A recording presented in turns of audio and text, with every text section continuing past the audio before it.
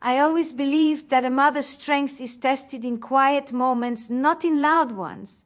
My name is Helen, and I live in a small, peaceful town in the southern part of the USA where folks still wave from their porches and every sunrise feels like a blessing.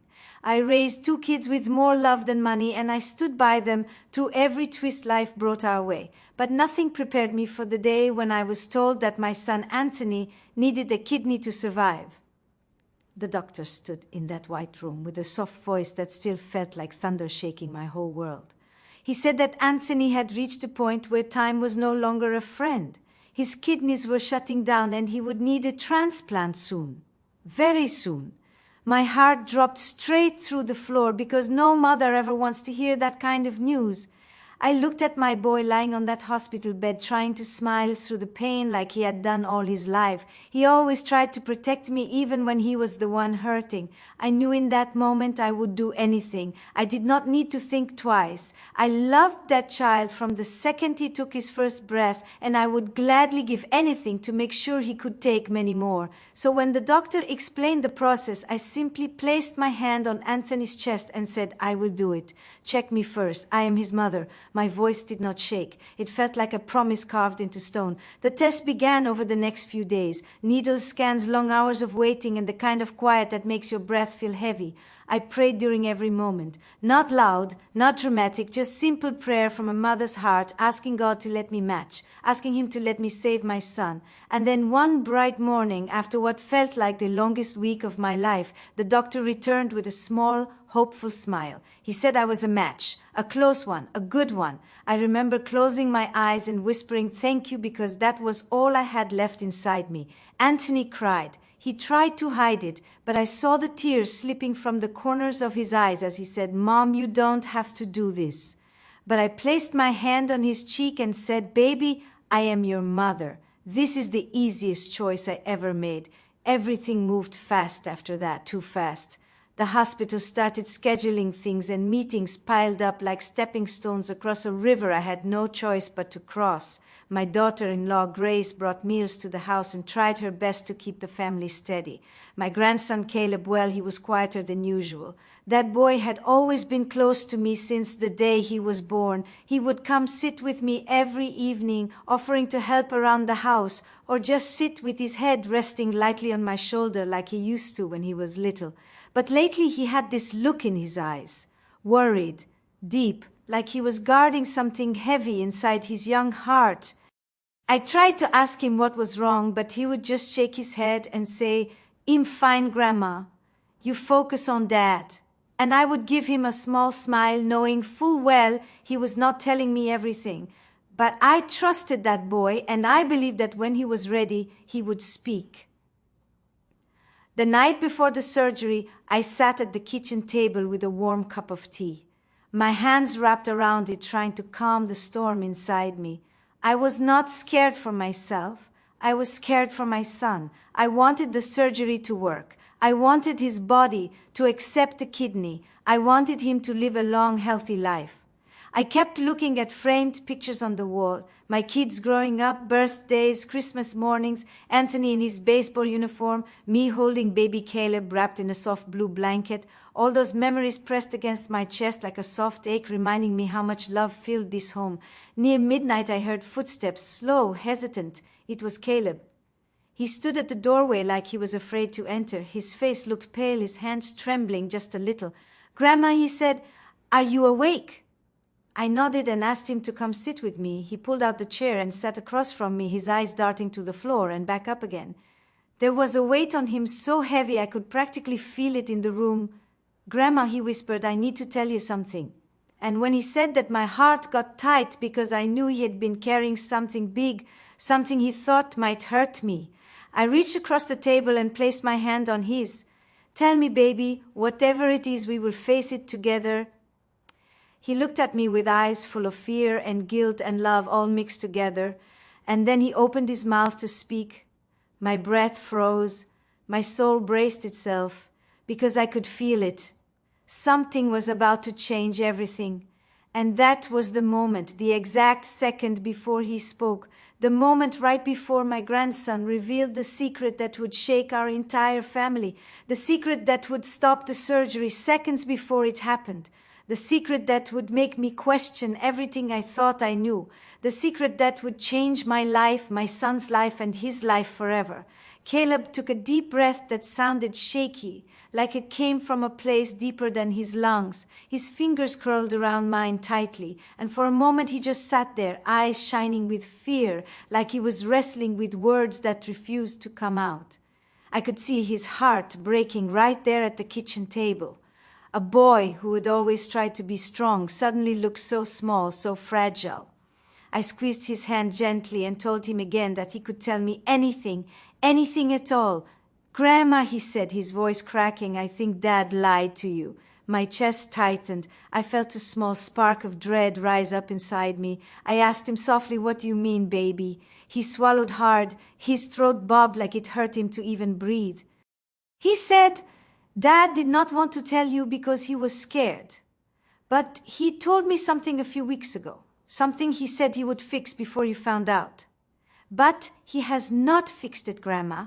And now you are giving him your kidney, and I cannot let that happen without telling you the truth." My heart almost stopped right there. I leaned a little closer and asked him what truth. Caleb wiped his face with the back of his hand, and his voice broke into a whisper. "Dad has been drinking again, Grandma, heavy, real heavy. And the doctor said he had to stop a long time ago. They said that is part of why his kidneys failed. They said if he does not stop, they will not even take you into surgery." For a moment, everything inside me went quiet, completely still, like the world paused. I stared at Caleb and my mind refused to catch up. Anthony had struggled with drinking years ago, but he had fought his way out of it. Or at least I believed he had. I trusted him. I believed every promise he made. I believed he had stayed clean. Hearing those words from my grandson felt like someone had taken all the air out of my chest. "Are you sure?" I asked, barely above a whisper. Caleb nodded sadly. "Grandma, I saw him more than once, at night, hiding it. And I saw the bottles in the garage. He told me not to say anything. He begged me. He said he would stop, but he did not. And I just kept waiting for him to do the right thing, but he did not. And now you are going into surgery for him. I cannot let that happen without telling you."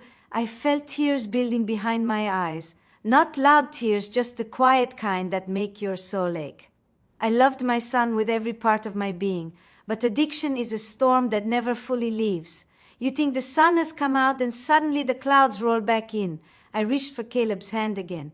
"Thank you, baby," I said gently. "Thank you for being brave. I know that was not easy." Caleb leaned forward and buried his face against my arm. I wrapped my other hand around his shoulders and held him while he cried. He kept saying, "I am sorry, Grandma, I should have told you sooner." I rubbed his back slow and steady. "You did the right thing, baby. You did the hard thing. And sometimes the truth hurts more than anything else in the world, but it is still the truth. I am proud of you." We stayed like that for a long time. The kitchen was quiet except for the soft hum of the refrigerator and the broken sound of my grandson trying to breathe through his tears. I held him the same way I used to hold him as a newborn when he cried in the night. My heart was hurting, but not for myself, for my boy, for my grandson, for the whole situation that felt like a mountain falling on top of us. Eventually, Caleb pulled himself together and looked up at me with red, swollen eyes. "Grandma," he said, "I think the doctors should know." I nodded, even though my heart felt heavy enough to sink right through the floor. "You are right, baby. They need to know. And your father needs help. Real help. Not shame, not anger. Help." I sent Caleb to bed after that, though neither of us would sleep much that night. I sat alone for a while, staring at the soft glow of the kitchen light reflecting off the table. Every inch of me felt tired. Not the kind of tired sleep could fix. The kind that settles into your bones when life twists in a way you never expected. Right before sunrise, I gathered my things and drove to the hospital. The air felt cold against my skin, but my mind was burning with worry. I walked down the hallway with slow, steady steps. Nurses greeted me with kind smiles. They had no idea that everything had changed, that I carried a secret that would stop everything in its tracks. When I reached the pre-op room, Anthony was sitting up in the bed looking pale but hopeful. He smiled when he saw me. "Morning, Mom," he said softly. "You ready for this?" I looked at him, really looked at him, the tired eyes, the shaky hands, the way he avoided holding my gaze for too long. My heart ached because I loved him so much, yet I could see the truth clearer than ever before. He was drowning, and I had not even known. I sat beside him and placed my hand on his. "Anthony, we need to talk." His face changed instantly. He stiffened. His eyes darted away. "Mom," he said, "don't do this now. Not today, please." But it was too late. Truth once spoken cannot be pushed back into silence. That was the moment the doors began to open outside the room, nurses preparing to take me to pre-op, the clock ticking down, seconds before everything would shift, seconds before the truth would come out fully, seconds before the doctors would stop the surgery, and right there with the world moving around us, I took a deep breath and said, "Anthony, I know you have been drinking again." The moment those words left my mouth, my son froze like the whole room had turned to stone. He looked at me with wide, frightened eyes like he had been caught standing in the middle of a burning field he pretended was safe. His lips parted, but no sound came out. For a long moment, the only thing moving in that room was the soft beeping of the machine next to him and my own heartbeat pounding in my ears. "Mom," he whispered, finally his voice barely holding itself together. "Who told you?" "This is not about who told me," I said softly. "This is about the truth. This is about your life and mine and your son's heartbreaking because he has been carrying this alone." Anthony closed his eyes and sank back into the pillows. His shoulders trembled as if the weight of everything he had been hiding suddenly pressed down on him all at once. I watched tears slip down his cheeks, and for the first time in weeks, I saw my boy not the brave front he had been trying to show me. "Mom, I did not want to disappoint you," he said. His voice cracked in a way that pierced my heart. I tried to stop, I swear I did. But things just got so hard. The pain got worse, the stress, the fear. I felt like my body was failing me, and I just needed something to quiet everything down. I thought I could handle it. I thought I could fix it before anyone found out. I reached for his hand and held it tight. "Baby," I said softly, "you do not ever need to hide your pain from me. I am your mother. You are not supposed to fight your battles alone." He shook his head slowly, still avoiding my eyes. "You do not understand, Mom. I was scared you would think I failed again. I promised you. I promised Caleb. I promised Grace, and look where I am now. I did this to myself, and now I am dragging you into the middle of it. I wanted to tell him that he was wrong, that addiction does not make a person weak, but wounded, but I did not get the chance." The nurse walked in with her clipboard, cheerful and calm, telling us it was almost time to move me to pre-op. I felt my stomach turn because she did not know what was happening. She did not know that everything had changed in the last few minutes. Before she could take another step, I stood up slowly and said, "I need to speak to the doctor. Right now." The nurse paused, studying my face, then nodded gently and hurried out of the room. Anthony looked up at me, panic rising in his eyes. "Mom, please do not do this," he whispered. "Not today. I need this surgery. I need you. You will always have me," I said in a quiet, steady voice. "But if your body cannot receive my kidney because of the drinking, then this surgery will not save you." It hurt him deeply, but he did not argue. He did not deny. He knew. I sat back down beside him and placed my hand on his hair, brushing it the way I did when he was little. "Baby, this is not the end," I whispered. "This is a pause, a hard one, but not the end." He looked at me with eyes full of fear. "What if I do not make it, Mom? What if I cannot stop? What if I am too late?" I leaned forward and kissed his forehead. "Then we will fight, together, one day at a time. You do not have to be perfect. You just have to be willing to try again." He nodded slowly, though his whole body shook from the weight of it all. The doctor explained that they would focus on dialysis and recovery, and that the transplant would be reconsidered once Anthony proved he could stay sober. It would take time, hard time, painful time, but it was possible.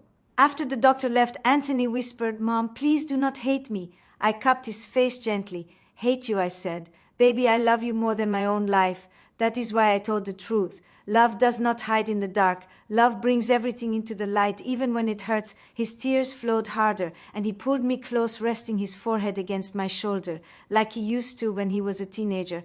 Too proud to say he was scared, yet still needing his mama. I held him tight. I did not let go, not even when he sobbed, not even when he whispered. Over and over, I am sorry, Mom, but deep down I knew this was only the beginning. A storm had broken open and now we all had to walk through it. Me, Anthony, Grace, and especially Caleb, the boy, who saved us all by telling the truth. And as I sat there holding my grown son in my arms, I felt something shift inside me. A strength I did not know I still had, a fire, a determination. Because love is not just soft. Sometimes love is steel, and I was ready to fight with him through every step of what came next. The hours after the surgery was stopped moved slow like wading through deep mud. Everything felt heavy, the air, my thoughts, my heart. Nurses moved around gently, trying not to disturb the quiet sadness in the room. Anthony lay there staring at the ceiling like he was searching for answers in the white tiles. I sat beside him, holding his hand, not saying much because sometimes silence carries more comfort than words. Grace arrived soon after with worry written all over her face. She walked in so fast, her coat still hanging halfway off her shoulder. What happened? She asked, breathless. Why did they stop the surgery? Her eyes darted from me to Anthony, desperate and afraid. She loved him with all her heart. That much was clear. But love often comes with fear, especially when you watch someone you care for slipping through their own mistakes. Anthony looked away, hiding his face like a child ashamed of a broken toy. I knew he could not say it, so I did. Grace, he has been drinking again. Her hand flew to her mouth. For a moment she could not even speak. She just stared at her husband with a look that broke me inside. Not anger, not hatred, just deep hurt, deep disappointment, deep fear. Anthony, I thought we were past this, she whispered. Her voice shook. You promised me. You promised us. He closed his eyes tightly. I know, he said. I know. And I am sorry. Grace stepped closer, placing her hand on his arm. Her touch was gentle, but her heart was trembling. We cannot keep living like this, she said softly. You are sick and you need help, real help, and I cannot lose you. I stood up and placed my hand on her back. Grace, this is not the time for anger. This is the time for strength, for truth, for standing together. We will figure this out. But he needs support, not judgment. Even though the hurt is real, she nodded slowly, wiping tears from her cheeks, then leaned over and kissed Anthony on the forehead. We are not giving up, she whispered. Not on you, not today, not ever. A few hours later, Caleb walked in holding a small paper bag with snacks he brought from the vending machine. He saw his father and stopped in the doorway like the weight of everything hit him all over again. Anthony lifted his eyes and looked at him with so much sorrow it nearly shattered the room. Caleb, come here, son, he said quietly. Caleb walked over with slow, uncertain steps. Anthony reached for his hand and held it tight. Son, I am sorry. I put you in a terrible place. I made you carry something no child should ever carry. You should not have had to protect me. I should have been the one protecting you. Caleb sniffed and nodded. Dad, I just wanted you to get better. I did not know what to do. Anthony pulled him into a gentle hug, though he was weak, and Caleb leaned into him with all the love in his young heart. It was a moment that ached yet also healed. A moment that felt like a scar forming over a fresh wound. Later in the afternoon, the doctor came back in with a plan. Anthony would start a strict treatment program, counseling, addiction support, medical management, a long road ahead but a possible one. He told us the transplant could happen later, but only if Anthony stayed clean and stable for a good period of time. He looked at me kindly and said, Helen, you were ready to sacrifice your body for your son. Now you must help him rebuild his spirit. I nodded because he was right. My kidney could help him survive, but his own choices would help him live. We left the hospital late in the evening. The sky was turning deep blue and the streetlights glowed like soft candles along the sidewalk. I walked slowly beside Anthony as he leaned on the wheelchair the nurse pushed. Grace held his coat. Caleb carried his father's bag. We looked like a family stitched together by worry and love, and a future that suddenly felt full of hard choices. When we reached the car, Anthony touched my hand. Mom, he said softly, I am scared. I do not know if I can fix myself. I do not know if I deserve your kidney. I do not know if I deserve anything after what I have put you all through. I bent down and kissed his forehead. Baby, listen to me. You are my son. You deserve every chance this world can give you. You deserve healing. You deserve hope. But you must fight for it. No one can take this step for you. Not me, not Grace, not Caleb, only you. He nodded slowly, tears slipping from the corners of his eyes again. I will try, Mom. I swear I will try. When we reached my house later that night, the world felt still, quiet, heavy. I made some warm tea and we all sat around the living room, not speaking much, just being close. Anthony rested on the couch with a blanket. Caleb sat beside him. Grace sat on the floor, leaning against the sofa, and I sat in my old rocking chair, watching them through eyes filled with tired love. After a long while, Grace finally spoke. We need a plan, she said softly. We cannot just sit here waiting for things to get worse. We need something steady, something that helps him stay on track.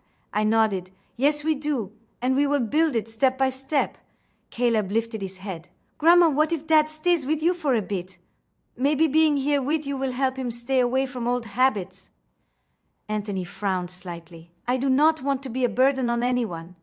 You are not a burden, I said firmly. You are my child, and love does not measure weight, it carries it. Grace sighed softly in agreement. It might be good. A reset, a safe space, a place where he can focus on healing without all the stress around him. Anthony looked at us all one by one. Finally he nodded. I will stay. If you will have me, Mom. I reached out and took his hand. Baby, I will always have you. You will never walk through this alone. That night, after everyone went to sleep, I sat at the kitchen table again with a quiet cup of tea in my hands. The same spot where Caleb had told me the truth less than 24 hours earlier. The same spot where my heart had broken and rebuilt itself all in one night. I looked at the shadows on the wall and whispered a silent prayer. Lord, give me strength, give my son courage, give my family hope. Do not let this storm swallow us. And somewhere deep inside I felt something warm, something steady, a reminder that even the hardest nights eventually turn into morning. This was only the beginning, but it was a beginning filled with truth. And sometimes truth is the first step toward healing. The first morning after Anthony came to stay with me felt different from any morning I had lived through in a long time. The house was quiet, but it was not the peaceful kind of quiet. It was the heavy kind, the kind that comes after a long night of worry and tears. I woke up before the sun and stood at the window watching the sky soften from dark blue to gentle gray. I whispered a small prayer asking for strength, because I knew the day ahead would not be easy for any of us. I could hear Anthony moving around in the guest room, slow, careful, like every breath hurt. I walked softly down the hallway and tapped gently on his door. Baby, are you awake? Yes, Mom, he said in a tired voice. You can come in. I opened the door and saw him sitting on the edge of the bed, his shoulders sagging, his eyes tired but clearer than I had seen them in days. He looked young and old at the same time, like life had aged him fast, yet left behind a piece of the boy he once was. I sat beside him and asked, how do you feel? He rubbed his hands together slowly, scared, Mom, and ashamed, and tired, so tired. I placed my hand on his back and rubbed it gently. You are here. You are trying. That is what matters today. He nodded, though he did not quite believe it yet. Addiction has a way of twisting a person's mind until they can no longer see their own worth. He had been battling himself for too long, and it showed in every quiet sigh he let out. After a while, Caleb knocked softly and peeked in. Morning, Dad. Morning, Grandma. He stepped inside holding a small tray with toast and eggs that looked a little uneven, but made with so much love it could have been a feast. I made breakfast, he said shyly. Thought maybe it would help. Anthony tried to smile. Thank you, son. That means a lot. Caleb set the tray on the nightstand, then sat on the bed beside his father. There was a soft silence between them, a healing one, a tender one. Then the boy leaned his head lightly against his father's arm, and Anthony let out a shaky breath, as if that simple gesture almost broke him. After breakfast, I sat everyone down in the living room. We needed a plan, not one made of dreams or wishes, but one made of structure and real steps. I knew enough from my years working at the community center and hearing so many stories from neighbors that addiction recovery needed support, structure, honesty, and daily commitment. "Anthony, we need to build a routine," I said gently. "Something steady, something daily, something real." He nodded slowly. "Yes, Mom, you lead, I will follow." So we wrote it out together on a sheet of paper. Morning medication, a meeting with a local addiction counselor 3 times a week, daily check-ins with me, evening walks to keep his body moving, no alcohol in the house, no bad company, no stress without speaking about it. He stared at the list with fear and hope tangled together. "Can I do this, Mom?" he asked quietly. "Yes, baby, you can. But you must want it every single day. And even on the days you do not want it, you must fight for it anyway."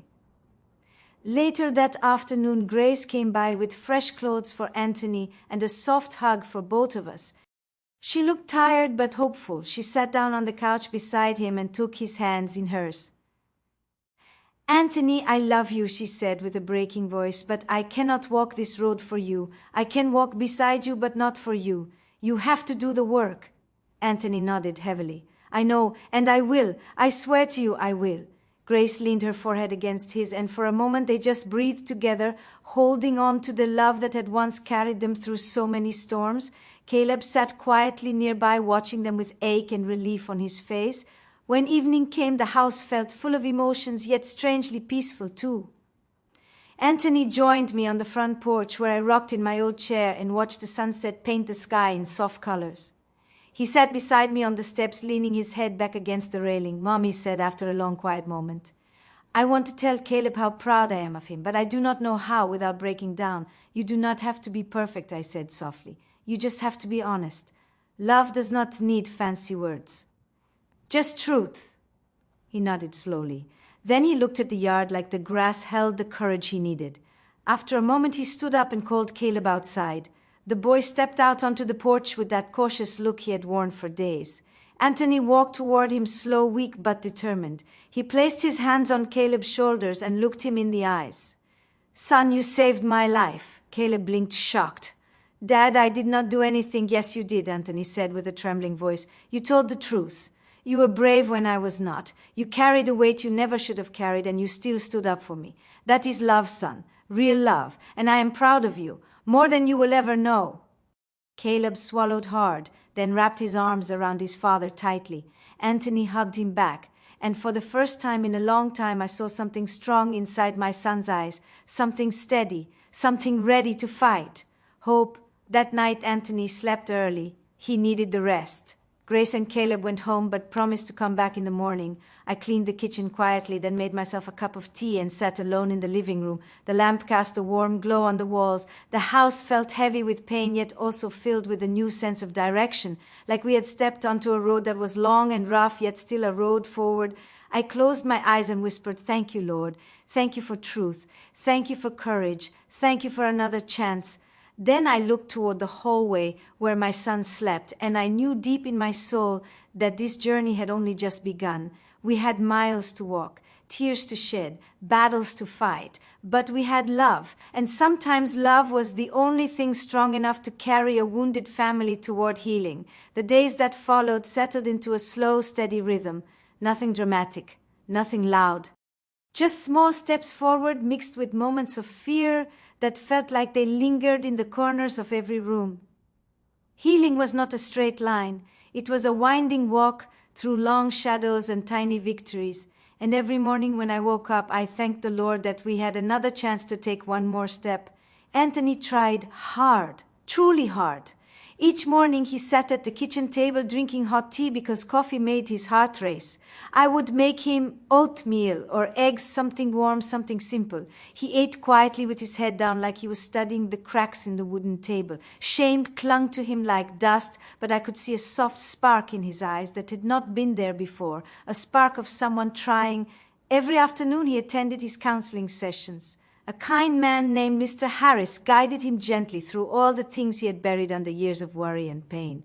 Anthony would come home looking tired but lighter, like someone had lifted a few stones off his back. He did not share every detail, but he shared enough for me to know he was opening doors inside his own heart that had been locked for far too long. In the evenings, we took walks together around the neighborhood, slow steps, careful breaths. Sometimes Caleb joined us, riding his bike beside us with quiet pride. Sometimes Grace walked with us too, holding Anthony's hand or brushing her shoulder against his like she was reminding him that she had not given up on him.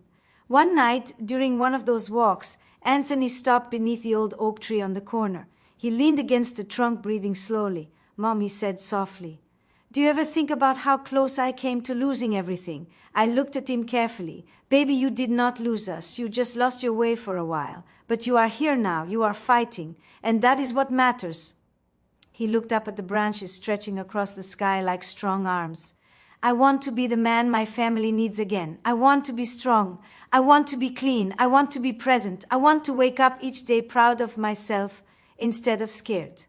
I reached out and took his hand.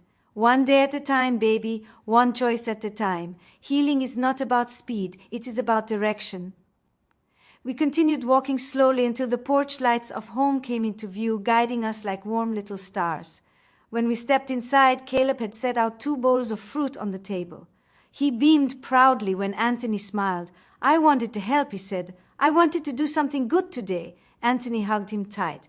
"You do good things every day, son, more than you know." Over the next week, small changes began to show. Anthony sat straighter. His eyes looked clearer. He talked more. He laughed a little. Not much, but enough that hope started to stretch its legs again inside our home. One morning, I found him in the living room praying softly, his hands folded, his head bowed, his shoulders shaking. I stood quietly at the doorway, not wanting to disturb that tender moment. When he finished, he wiped his eyes and whispered, "Mom, I know I cannot erase the past, but I want to build a different future, something stronger, something honest." I sat beside him and placed my hand over his. "Baby, the past is not undone." His face was serious but not hopeless. Anthony had an infection building in his body, likely connected to his weakened kidneys. They caught it early, but he needed strong treatment. Days of it. Maybe more. I felt my knees weaken slightly, but I caught myself. "Thank you, doctor. Thank you for helping him." He nodded gently. "He is a fighter, but he needs support and he needs to stay steady in his recovery. This is part of the journey." When we were allowed to see Anthony, he was hooked to an IV, looking pale and tired but alive. He looked at me with tired eyes. "Mom, I am sorry. I did everything right. I did not slip. I swear it." I leaned down and kissed his forehead. "I know, baby. This is not your fault. This is part of healing. Sometimes it gets worse before it gets better." He nodded slowly, tears slipping from the corners of his eyes. "Please do not leave me tonight. Please stay." I sat down beside him and took his hand. "I am not going anywhere, baby. I will stay right here." That night I held his hand as he drifted in and out of sleep. Machines beeped softly. Nurses whispered. The hallway lights cast long shadows on the floor. I sat in the chair beside his bed, praying silently for strength, for healing, for grace. As the hours passed, I realized something deep and powerful. My son was fighting not just for his life, but for the life he wanted to live. And I was fighting right beside him. A mother's heart does not quit. It grows stronger in the places where it breaks. And somewhere in the quiet hum of that hospital room, I knew this story was far from over. We still had mountains to climb, but we had made a promise built on truth, a promise built on love, and love is a powerful thing. The night passed slowly in the hospital room with the steady rhythm of beeping machines filling the silence like a tired lullaby. I sat with Anthony all through the dark hours, holding his hand gently so he would know he was not alone. Every now and then he would stir and whisper, "Mom, are you still here?" And every time I answered, "Yes, baby, I am right here. I am not going anywhere." When the morning sun finally crept through the blinds, it touched his face with a soft, warm glow. He looked fragile but peaceful, like someone resting after climbing a long, hard hill. A nurse came in to check his vitals and smiled softly when she saw him stable. "He is responding to the treatment," she said. "It will take time, but he is moving in the right direction." Those words felt like a small blessing landing in my chest. Grace arrived with tired eyes and a worried heart. She walked straight to Anthony and kissed his forehead. "Baby, I am here," she whispered. "You scared me so much." Anthony opened his eyes slowly and squeezed her hand. "I am sorry," he whispered softly. "I am trying. I really am." Grace rested her head lightly on his shoulder, and for a moment they just breathed together, letting relief wash over them. Caleb came in next, holding a little notebook he used for drawing. He looked nervous, like he was afraid to breathe too loudly. He walked to Anthony's bedside and held out one of his drawings. Just after midnight, he woke up and looked at me with soft, clear eyes. "Mom," he whispered, "thank you for staying.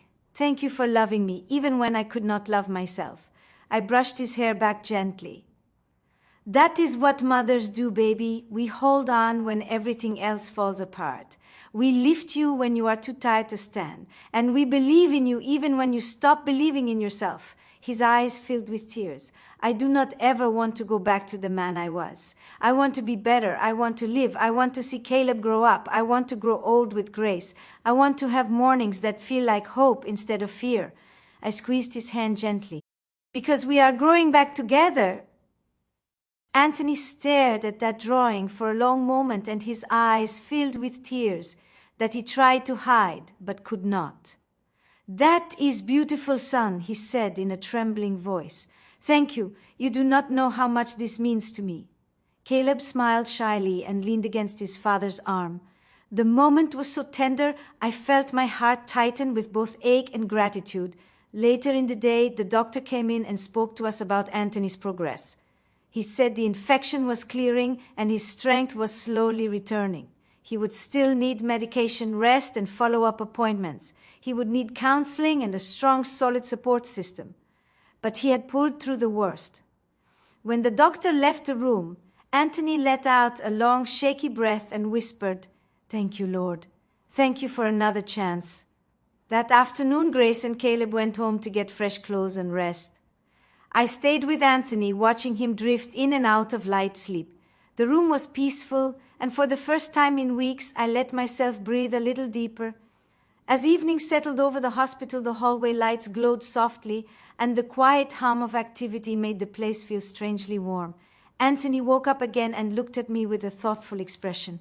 "Mom," he said gently, "there is something I need to tell you, something I have been thinking about deeply." I leaned in closer, ready for whatever he needed to say. "What is it, baby?" He took a slow breath. "I want to change my life for real this time. Not halfway, not for a week, not until things get hard. I want to truly change. For Caleb, for Grace, for myself, and for you. I want to live. I want to be the kind of man you raised me to be, the kind of man you can be proud of." I felt my eyes fill with tears. "Baby, you already took the first step when you reached for help. The rest will come one day at a time. And yes, I am proud of you. I always have been. I always will be." He looked down at his hands for a long moment, as if he was remembering every mistake, every fear, every moment he had lost to pain. Then he looked up and whispered, "I am going to attend every meeting. I am going to follow every rule the doctors give me. I am going to work hard even when it hurts. I am going to make sure I never put this family through this again." I nodded slowly and squeezed his hand. "That is all any of us want, baby. Just honesty and effort and love. And you have all of those inside you." Later that night, while the hospital halls grew quiet and the world outside softened into darkness, I stepped out onto the little balcony down the hall. I leaned against the railing and breathed in the cool night air. My heart was full of emotion.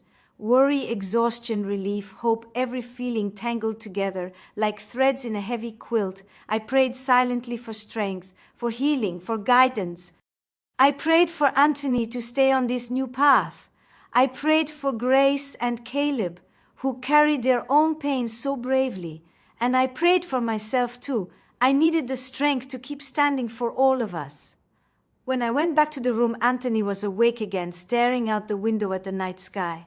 "Mom," he whispered, "do you think God still sees me as worth saving?" I walked to his bed and took his hand gently. "Baby, God never stopped seeing your worth. Even when you fell, even when you struggled, even when you could not see it yourself, your life has value. Your heart has value. And this world is not ready to lose you. He closed his eyes and tears slipped down his cheeks. "Thank you, Mom. Thank you for believing in me." I brushed them away softly and whispered, "You just keep fighting, baby. We will walk this road together." As he drifted back into sleep, I sat quietly in the soft, dim glow of the room.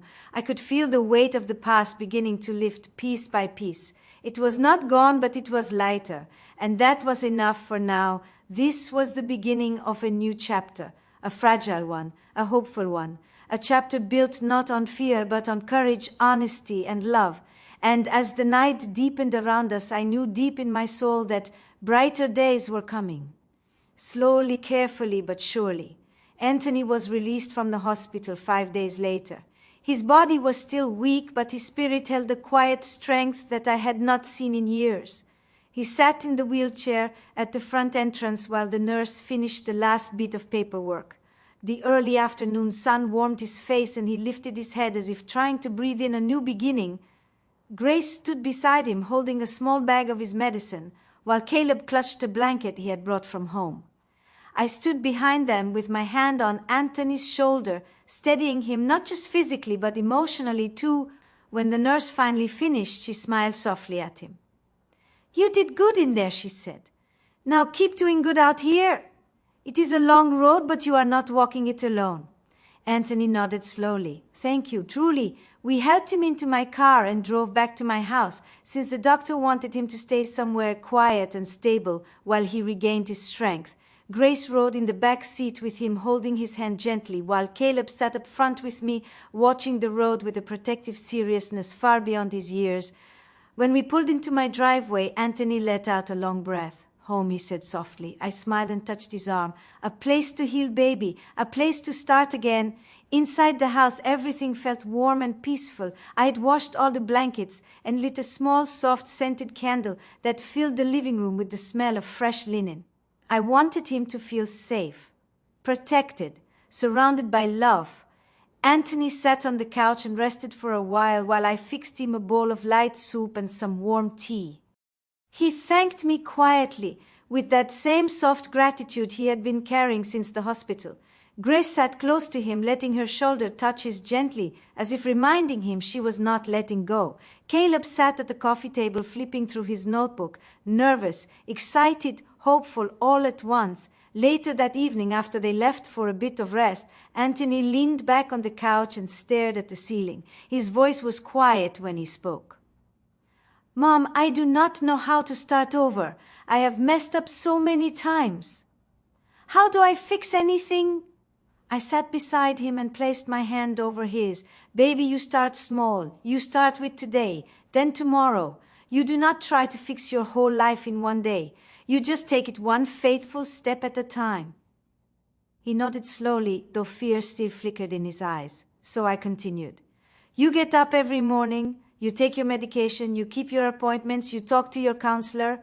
You stay honest. You lean on us when the weight gets too heavy. And you forgive yourself when you stumble. That is how you start again." Anthony took a deep breath and whispered, "I can try that. I can try one day at a time." The next morning I woke early and found him sitting on the porch wrapped in a blanket watching the sunrise. The sky was soft pink and light gold spreading across the trees like a quiet promise. He looked peaceful but thoughtful too. When I stepped outside, he glanced at me with a gentle, tired smile. "Could not sleep," he whispered. "Too many thoughts, too many emotions." I sat beside him in my old rocking chair and sipped my coffee. "Tell me, baby," he hesitated, then spoke slowly. "I am scared. I am scared of failing again. I am scared of hurting the people I love. I am scared of sleeping when nobody is watching. I am scared I will not be strong enough to stay on this path."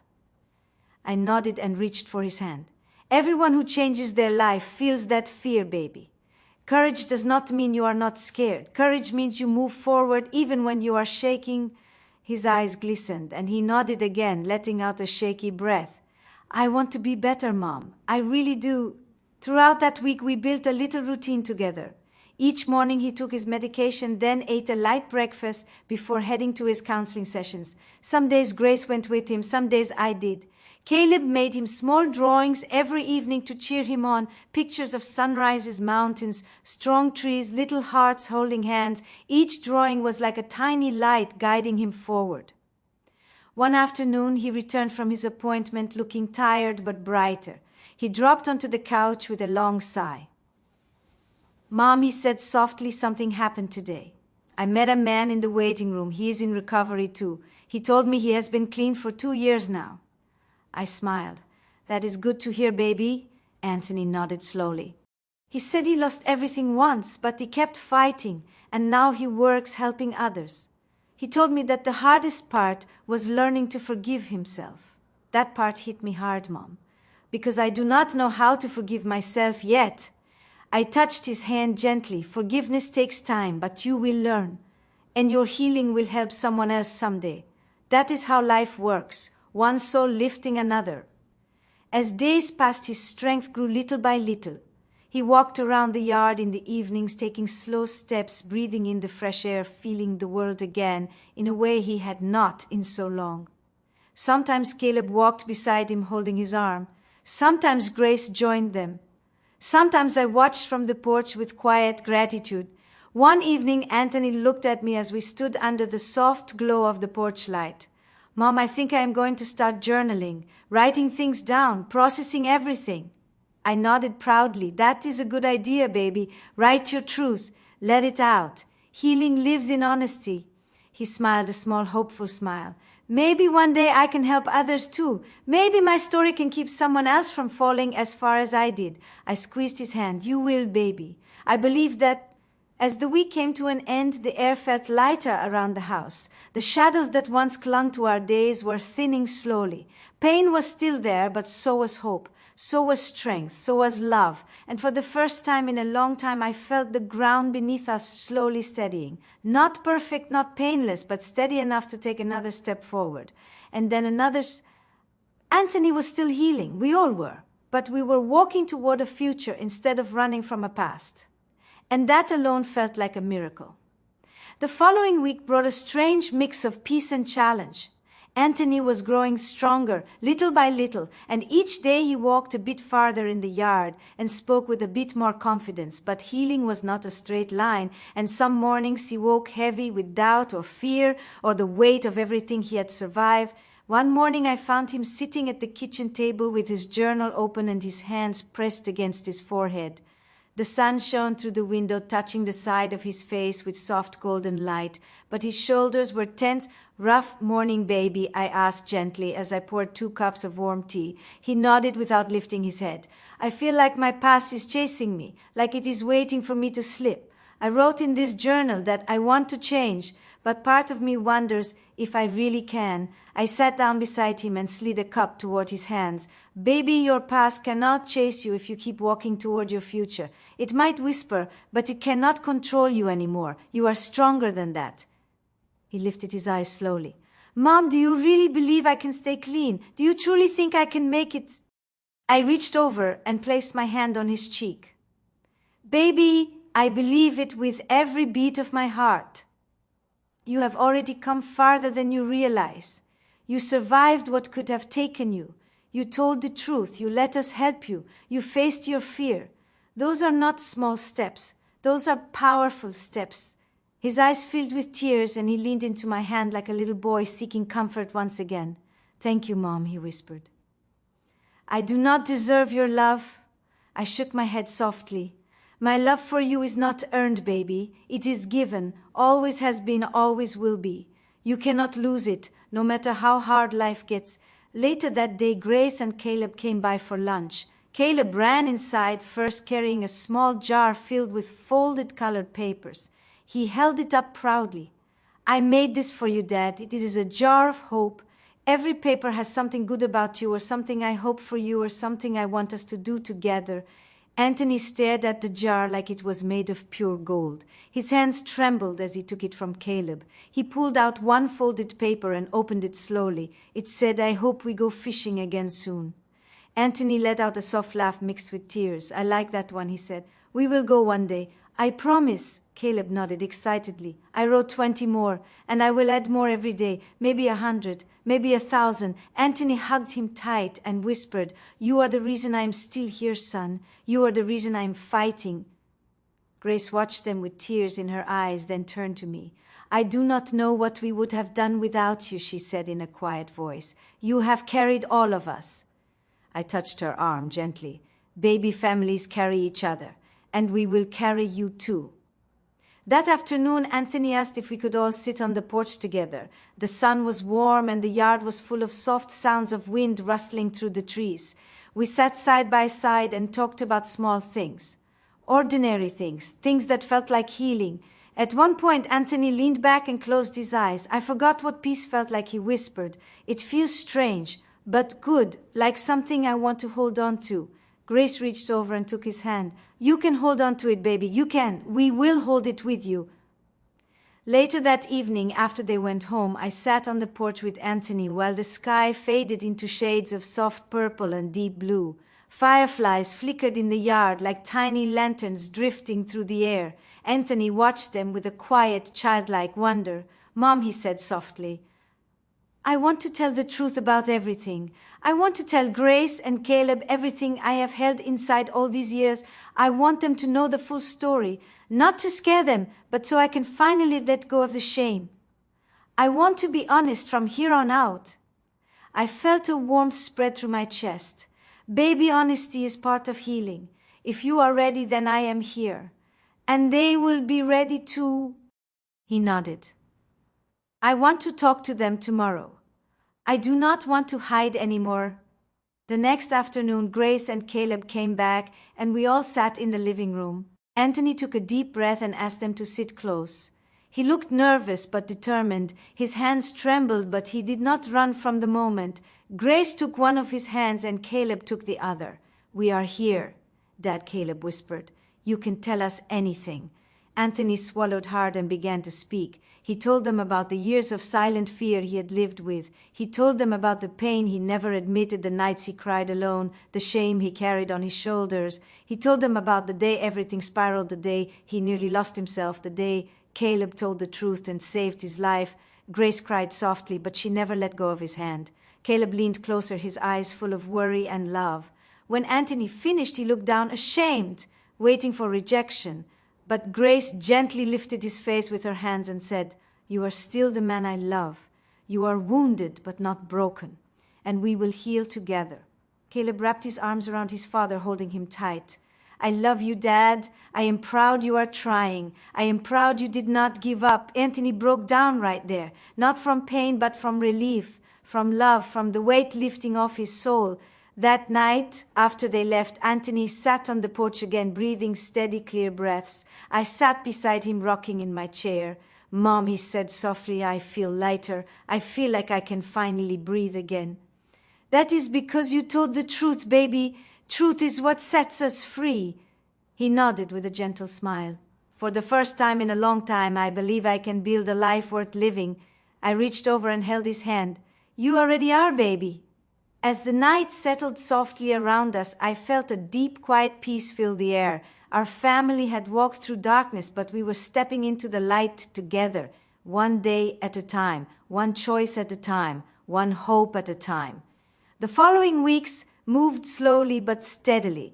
Anthony continued to grow stronger each day, both in body and in spirit. His walks around the yard became longer and steadier, and he began helping me with small chores in the house. The simple act of folding laundry or sweeping the porch became a way for him to rebuild confidence in himself. Every small task was a victory. Every small step a reminder that he was capable of change. One morning he came into the kitchen holding his journal. "Mom," he whispered, "I want to write letters. Letters to Caleb and Grace and even to myself.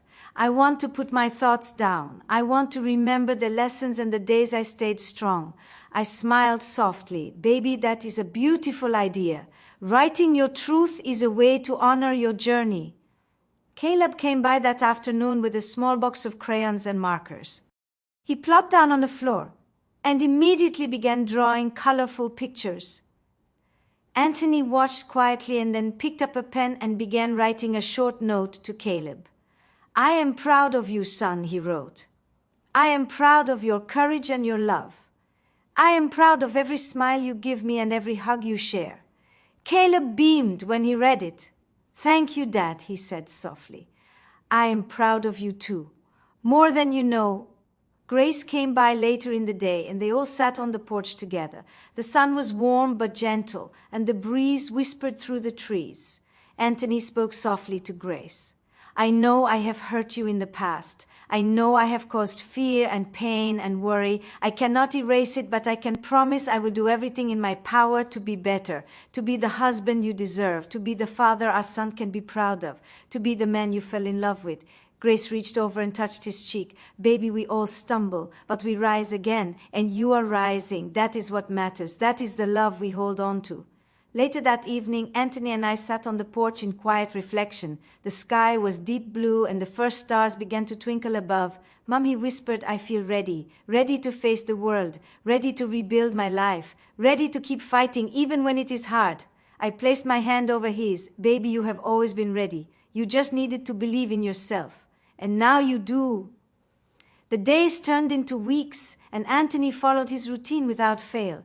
Counseling sessions were attended faithfully, medication taken on time, walks in the yard and small chores done with care. Some days were harder than others, but he faced each challenge with a steady heart. Caleb cheered him on daily with small drawings and notes of encouragement. Grace stayed close, offering gentle love and reminders of strength, and I stayed beside him, holding faith in every heartbeat. One afternoon, Anthony looked at me with tears in his eyes. Mom, he said softly, I feel like I am finally becoming the man I always wanted to be. I am learning patience, I am learning courage, I am learning to forgive myself, and I am learning to love again without fear. I felt a lump in my throat. Baby, that is the greatest gift you can give yourself. That is what healing looks like. That is the life you have worked so hard to reclaim. Caleb ran up to us with a small notebook. Dad, look, I drew our family together again. We are smiling. We are holding hands. We are happy. Anthony hugged him tightly. Yes, son, he whispered. Yes, we are. And we will continue to be. Night after night, I watched Anthony rest peacefully, his breathing calm and even, his face lighter than it had been for years, and I felt an overwhelming gratitude in my heart. Gratitude for life, for truth, for second chances, for the courage to start over, for a family that loved and never gave up. One evening after everyone had gone to bed, Anthony came to my room quietly. Mom, he whispered, I want to say thank you. Thank you for staying with me, for holding me up when I could not hold myself, for never giving up. I reached out and took his hand. Baby, you do not need to thank me. That is what mothers do. That is what love does. And I will always be here. Always, he smiled softly. I will never forget. I promise I will live a life worthy of this second chance, a life full of honesty, courage, and love. I squeezed his hand gently. Baby, I know you will. You are already on your way. As the night settled around us and the world grew quiet, I looked at my son and felt a deep sense of peace. The long, dark storm we had survived was behind us, and the road ahead was filled with hope. A path built on truth and love and the courage to keep walking forward no matter how hard it got. And I knew in my heart that brighter days were coming for all of us. The days turned into months, and Anthony grew stronger and steadier with each passing week. The house felt lighter, now filled with soft laughter, small conversations, and the quiet rhythm of daily life. Healing had become part of our routine, but it was more than routine. It was a way of living with intention and love. Each morning he woke determined to face the day, and each evening he rested with gratitude in his heart. One morning he came to me with a small envelope in his hands. Mom, he whispered, I wrote something for Caleb and Grace. I want them to know how much they mean to me and how grateful I am for never giving up on me. I smiled softly and took the envelope. That is beautiful, baby. They will treasure it. Caleb arrived shortly after with a backpack full of new drawings. He ran up to Anthony and handed them all over. Dad, I made these for you. They are all the things I hope we do together. Anthony opened each page, slowly reading every word, every picture. I am proud of you, son, he whispered. I am proud of your love and your courage. I am proud of every little thing you do. Caleb smiled and hugged his father tightly. I love you, Dad, he said softly. I love you so much. Anthony held him close and whispered, I love you too, son, more than you will ever know. Grace came by later that afternoon and sat with us on the porch. The sun was warm and the breeze gentle. She reached out and took Anthony's hand. "Baby," she whispered, "we have walked through so much pain together, but we are still here, we are still standing, and we will build a future filled with hope." Anthony looked at her and nodded, tears in his eyes. "Yes, Grace," he said softly, "I will do everything to be worthy of the love we share. I will not let fear or shame take that from us again." Throughout the week, Anthony kept to his routine faithfully, walks in the yard, chores around the house, journaling, and quiet moments of reflection. Each night we prayed together or simply sat in silence, breathing in the calm and the hope that was slowly weaving itself through our family. Caleb often joined us with a drawing or a little note of encouragement, and Anthony cherished every one. Those small gestures became reminders that love was strong enough to heal even the deepest wounds. One evening, as the sky darkened with soft shades of purple and gold, Anthony came to the porch where I sat quietly rocking. "Mom," he whispered, "I feel like I am finally seeing life clearly, like I can truly breathe. I have been scared so many times, but now I know I am not alone. I have Grace and Caleb and you, and I have my own courage. I can face the world again." I reached over and held his hand gently. "Baby, that is exactly what I hoped for. That is what healing looks like. Courage is not the absence of fear, but the decision to keep moving forward despite it. And you are walking bravely." Anthony smiled softly and looked out at the trees swaying in the breeze. "Mom," he whispered, "I want to help others someday. I want to share my story. I want to make sure no one else feels the hopelessness I felt." I nodded and squeezed his hand. "Baby, one day you will. Your story will shine as a beacon for others. And every step you take now is building that path. You are already inspiring even without words." Night after night, our home became a place of peace. Caleb slept soundly, knowing his father was strong and healing. Grace and Anthony shared quiet moments of love and understanding. And I watched them all, knowing that even the darkest storm had passed. What remained was love. What remained was hope. What remained was the courage to face each day and embrace the future. One late evening, Anthony came to my room quietly. "Mom," he whispered, "I cannot thank you enough for staying with me, for holding me up when I could not hold myself, for loving me even when I doubted my worth." I smiled softly and brushed his hair back. "Baby, my love has never depended on what you do or do not do. You are worthy simply because you exist, and I will always be here. Always." He sat beside me for a long while and whispered softly, "I am ready now, ready to live fully, ready to face the world, ready to honor the second chance I have been given." I reached out and held his hand. "Baby, you are already living that life. One step at a time, one day at a time, one choice at a time, and you are doing beautifully." As the night grew deep and quiet, I watched my son and felt a steady warmth in my heart. Our family had walked through darkness, but we were emerging into light. The journey was far from over, but hope had taken root and love had returned. And for the first time in a long time, I felt the promise of tomorrow glowing softly across our lives. Spring arrived gently that year, bringing soft, warm mornings and new life all around our home. Flowers began to bloom in the yard, and the trees were full of fresh green leaves. The air smelled sweet and light, carrying with it a sense of renewal that matched the quiet healing in our family. Anthony grew stronger with every passing day, and the shadow of the past seemed to lift slowly from his shoulders. One morning he came to the porch holding a small envelope. "Mom," he whispered, "I wrote letters for Caleb and Grace. I want them to know how much they mean to me and how grateful I am for their love and patience." I smiled softly. "Baby, that is beautiful. They will treasure it. And more importantly, they will feel your heart in your words." Caleb arrived soon after, running up to Anthony with a backpack full of new drawings. "Dad," he said proudly, "I made these for you. They are all the things I hope we do together." Anthony took each page carefully, reading every word and studying every picture. "I am proud of you, son," he whispered. "Proud of your love and courage. Proud of every little thing you do." Caleb smiled shyly and hugged his father tightly. "I love you, Dad," he said softly. "I am proud of you too." Anthony held him close. "I love you, son, more than you will ever know." Grace came by later in the afternoon. She reached out and took Anthony's hand gently. Baby, she whispered, we have walked through so much pain together, but we are still here, we are still standing, and we will build a future filled with hope. Anthony looked at her with tears in his eyes. Yes, Grace, he said softly, I will do everything to be worthy of the love we share. I will not let fear or shame take that from us again. Throughout the days, Anthony kept his routine faithfully. Morning walks around the yard to strengthen his body, chores in the house to strengthen his confidence, journaling and quiet reflection to strengthen his heart, counseling sessions and therapy to strengthen his mind. Caleb left small notes and drawings every evening filled with encouragement.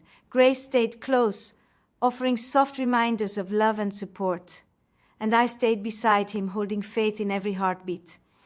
One evening, he came to the porch where I sat quietly rocking. Mom, he whispered, I feel like I am finally seeing life clearly. I can breathe without fear. I can face the world without shame. I have Grace and Caleb and you, and I have my own courage. I can live again. I reached over and took his hand. Baby, that is exactly what I hoped for. That is what healing looks like. Courage is not the absence of fear, but the choice to keep moving forward despite it. And you are walking bravely. Anthony smiled softly, looking out at the trees swaying in the breeze. Mom, he whispered, I want to help others someday. I want to share my story so no one else has to feel the hopelessness I felt. I nodded and squeezed his hand. Baby, one day you will. Your story will shine as a beacon for others. And every step you take now is building that path. You are already inspiring even without words. Night after night, our home became a place of peace. Caleb slept soundly, knowing his father was strong and healing. Grace and Anthony shared quiet moments of love and understanding, and I watched them all, knowing that even the darkest storm had passed. What remained was love. What remained was hope. What remained was the courage to face each day and embrace the future. One late evening, Anthony came to my room quietly. Mom, he whispered, I cannot thank you enough for staying with me, for holding me up when I could not hold myself, for loving me even when I doubted my worth. I smiled softly and brushed his hair back. Baby, my love has never depended on what you do or do not do. You are worthy simply because you exist, and I will always be here, always. He sat beside me for a long while, whispering softly, I am ready now, ready to live fully, ready to face the world, ready to honor the second chance I have been given. I reached out and held his hand. Baby, you are already living that life, one step at a time, one day at a time, one choice at a time, and you are doing beautifully. As the night grew deep and quiet, I watched my son and felt a steady warmth in my heart. Our family had walked through darkness, but we were emerging into light. The journey was far from over, but hope had taken root and love had returned. And for the first time in a long time, I felt the promise of tomorrow glowing softly across our lives. Spring continued to breathe life into our little world, bringing warmth and color everywhere. Anthony was growing steadier each day. His steps became more confident, his voice stronger, and his smile easier. Each morning he rose with determination, and each evening he rested with quiet gratitude. Healing was no longer just a word. It had become a rhythm in our home. One morning Anthony came to the porch holding his journal. Mom, he whispered, I want to write letters to Caleb and Grace every day, to show them my gratitude and remind them of my promises. I smiled softly. Baby, that is a beautiful idea. Their hearts will feel yours in every word. And more importantly, you will feel your own courage growing stronger as you write. Caleb ran up the stairs moments later with a backpack full of crayons and colored pencils. Dad, he said proudly, I drew new pictures for you. I want to fill your days with hope. Anthony looked at each one carefully, reading every word and studying every picture. I am proud of you, son, he whispered. I am proud of your love and your courage. I am proud of every little thing you do.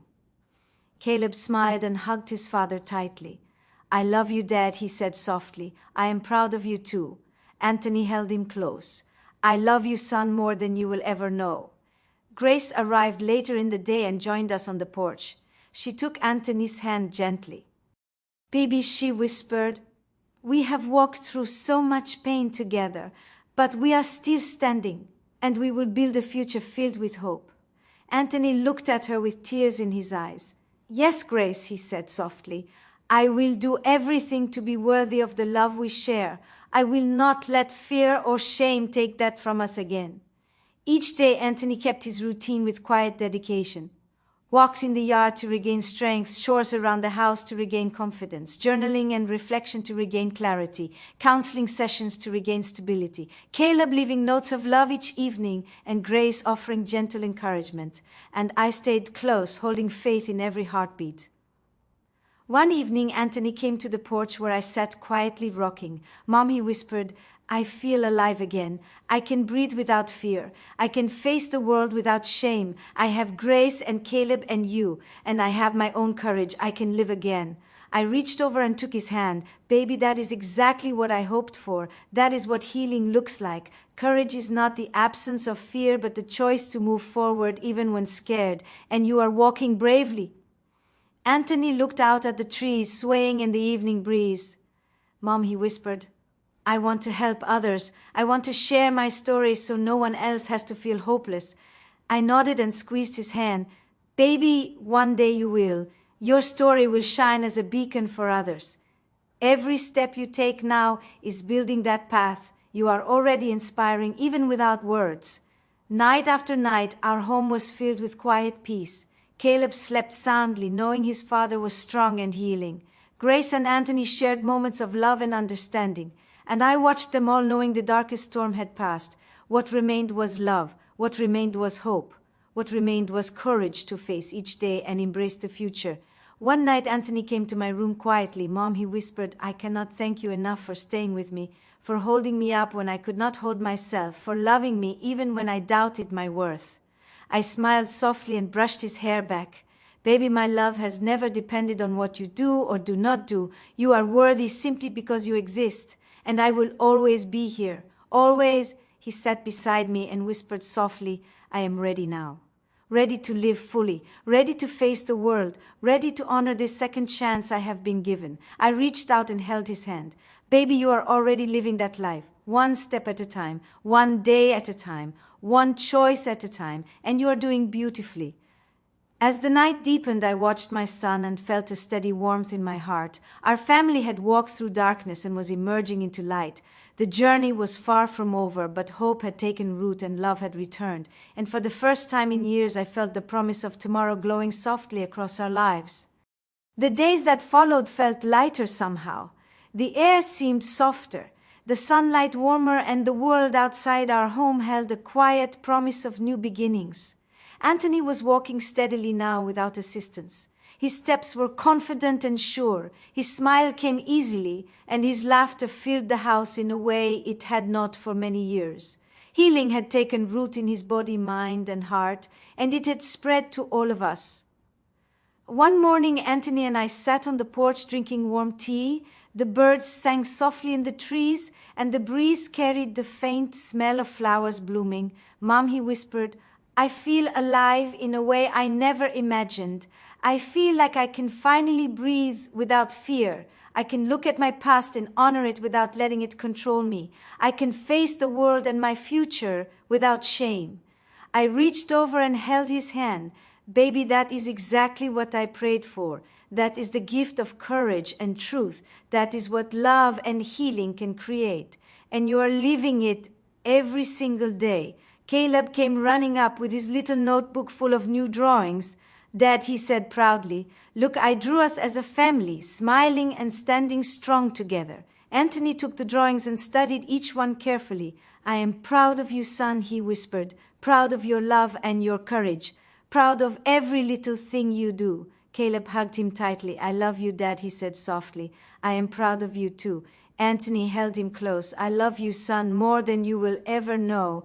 Grace arrived a little later and joined us on the porch. She reached out and took Anthony's hand gently. Baby, she whispered, we have walked through storms and shadows together, but we are still standing, and we will walk forward with hope and love. Anthony looked at her with tears in his eyes. Yes, Grace, he said softly, I will do everything to be worthy of the love we share. I will not let fear or shame take that from us again. The months passed gently. Anthony continued his routine, faithfully walking, journaling, attending counseling sessions, and embracing each day with courage. Caleb left little notes and drawings daily.